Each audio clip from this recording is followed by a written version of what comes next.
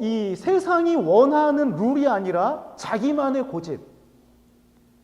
자, 이런 자기만의 고집으로 세상에 나갔을 때 우리는 실패할 수밖에 없습니다. 그런데 신앙의 영역에 있어서도 자기 고집을 내세우는 경우가 종종 있습니다. 우리 보통 이 말씀, 기도, 찬양하면 이 정삼각형을 그리면서 많은 사람들이 이 표현을 하는데, 예배에 있어서 말씀과 기도와 찬양은 이 삼각형, 정삼각형의 비율로 이루어져야 됩니다. 은혜 받는 것도 마찬가지로, 물론 어떤 사람은 찬양을 통해서 더 많은 은혜를 받고 기도를 통해서 더 많은 은혜를 받지만, 이 세 가지 영역 중에 한 가지가 무너졌다 그러면 그거는 결코 건강한 신앙생활이 아닙니다. 하나님께서 원하시는 것은 따라합시다. 질서 있고 균형 있는 신앙생활. 자, 이런 신앙생활을 이루어져 갈 때 우리는 이 건강한 신앙생활을 할 수 있다는 것입니다. 자, 그런 이 고린도 교회는 이런 세례식을 보고 누구한테 세례를 받았는지, 자, 여기에 집중해 있었던 반면에 바울은 이런 모습, 누가 세례를 줬는가가 중요한 게 아니다. 보이는 것에 집중하지 말라고 권면하는 것이 바로 17절의 내용입니다. 그거보다도 더 숭고한 일이 뭐냐면 복음 전하는 것이다. 그런데 이 복음을 전할 때도 말의 지혜로 하지 않는다고 합니다. 오늘 바울이 말한 고린도전서 1장 17절을 보면 이런 작업을 하지 않는다는 것입니다. 말의 지혜로 하지 아니함은. 그 뒤에 내용을 보니까 그리스도의 십자가가 헛되지 않게 하려 함이라. 즉 바울이 지금 고린도 교회에 있는데, 고린도라는 지역이 어떤 지역이냐면 헬라 문명권의 중심 지역이었습니다. 그래서 여기 모인 고린도 교회에 모인 사람들은 이 생각 자체가 굉장히 철학적이고, 그 필로가 여기 고린도 출신이기 때문에 필로 철학의 영향을 굉장히 많이 받은 사람들입니다.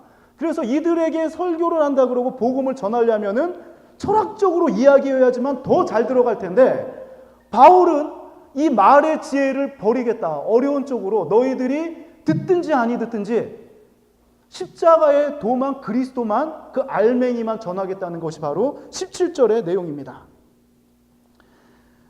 자, 저는 이 바울이 거부하였던 말의 지혜, 왜 거부하였을까? 내가 하지 못하는 부분인데 어떻게 바울은 말의 지혜를 거부하고 그리스도의 십자가만 들고 있을 수 있었을까? 나의 삶에도 이런 거부가 있는가? 이 바울의 관점, 이 고린도전서 1장 17절의 관점에서 봤을 때 저는 이런 거부를 한 것이 아니라 십자가를 지키기 위한 세상적인 이런 지혜들이나 세상적인 경험, 세상적으로 잡고 있는 것을 거부한 것이 아니라 오히려 타협이 더 많았던 것 같습니다. 왜냐하면 내 손에 쥐고 있는 것을 놓는다 그러면 당장 내 삶이 너무나도 힘들어질 것 같은 두려움, 또 이것을 줘야지 어느 정도 생활이 될 거 아닙니까? 바울은 이 말의 지혜, 즉 자기가 가지고 있는 학문적인 이런 지식이나 자기가 가지고 있던 권위, 로마 시민권이 있는 그 로마 시민이라는 이 특혜조차도 그리스도의 십자가 앞에서 전부 다 내어버리고 이 사람들이 미련하다는 이 십자가의 복음만 바울은 전했던 것입니다. 그 이유를 보니까 그리스도의 십자가 능력이 나타나지 않고 무력해지거나 효력이 없는 상태가 되지 않게 하기 위해서, 즉 철학으로 이것을 꾸미다가 본질적인 그리스도의 사랑이 철학에 감춰질까 봐 로마 시민권을 내세워서 너희들 다 이 말을 따르라. 헬라 사람들아, 로마에게 점령당했으니까 니네는 우리 로마 시민이 하는 말을 들으라. 아니면 천부장 백부장 데리고 와서 이 사람 다 동원시켜 주시오. 이렇게 자기의 특혜를 사용한 것이 아니라 이것을 사용하다가는 본질적인 그리스도의 사랑이 감춰질까 봐 자기의 모든 것을 다 내려놨다는 것입니다. 저는 이 부분이 도대체 너무나도 이해가 안 됐습니다. 그래서 이 부분을 다른 사람들이 쭉 주석을 한 내용을 봤는데 그 중에서 칼빈이 이 부분을 이렇게 주석하고 있습니다. 인간의 지혜가 유익이 있다면 그것은 복음을 앞세우고 그 뒤를 따라갈 때만이 가치가 있을 뿐이다. 즉 인간이 가지고 있는 나의 스펙이나 내가 그동안 노력해서 쌓아왔던 이 경험들이 정말 그 가치를 나타낼 때는 언제이냐면 복음보다 앞서지 않고 복음이 먼저 가고 이것이 그 뒤를 따라갈 때만이 가치가 있지, 복음과 내 이 경험이 별개가 되었을 때, 오히려 내 경험을 앞세웠을 때는 이것은 가치가 없다는 것입니다. 바울이 강력하게 금지하고 있는 것은 구원의 도리를 전하는 데 있어서 복음보다 인간의 지혜가 앞서는 것을 가장 크게 경계하였다는 것입니다. 자, 이 18절의 내용을 보니까 복음을 전할 때뿐만 아니라 복음을 받아들인 사람들이 어떤 모습을 보여야 될지에 대해서 말하고 있습니다. 우리 고린도전서 1장 18절 같이 읽겠습니다. 시작. 십자가의 도가 멸망하는 자들에게는 미련한 것이요 구원을 받는 우리에게는 하나님의 능력이라. 아멘. 자, 이 멸망받을 사람들에게는 이 복음이 미련한 것이라고 했는데, 다시 말해서 이걸 역설적으로 우리가 좀 생각을 해보면 복음 자체를 미련한 것으로 생각하는 사람들은 곧 멸망하는 사람들이라는 것입니다. 또 반대로 복음을 하나님의 능력으로 받아들이는 사람들은 곧 구원을 얻는다는 것입니다.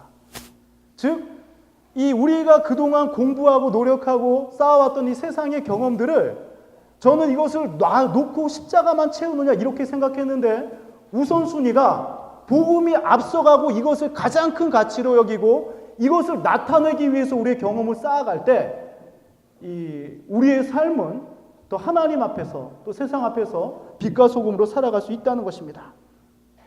하지만 이 십자가의 도, 우리가 하나님을 사랑하고 하나님 앞에 이것을 하나님의 능력이라고 믿고 하나님 앞에 예배하고 신앙생활하는 것을 복음으로 받아들이고 아멘하고 순종한다면 이 십자가의 도가 이 의사에게도 새로운 생명력을 주는 하나님의 능력으로 나타날 것이고, 이것이 그래 한번 니네 기도해봐라 잘 되나 안 되나 보자, 이것을 무시하는 사람들에게는 미련한 것으로 복음은 아무 능력도 행하지 않는다는 것입니다. 우리의 삶에 있어서도 마찬가지입니다. 비단 믿지 않는 사람뿐만 아니라 우리의 삶이 하나님의 말씀을 하나님의 능력으로 여기고 받아들이는 사람 가운데 구원의 삶을 살아갈 수가 있는 것이지, 나는 이것이 아무것도 아니다, 이거랑 내 삶은 별개다, 미련한 것이다, 내가 똑똑한 모습으로 살아가겠다, 이런 사람들에게는 이게 능력으로 나타나지 않는다는 것입니다. 한 주간 살아갈 때 하나님의 말씀을 하나님의 능력으로 믿고 승리하는 우리 세비청년부가 되길 원합니다. 하나님의 말씀은 무조건 아멘하고 받아들이십시오.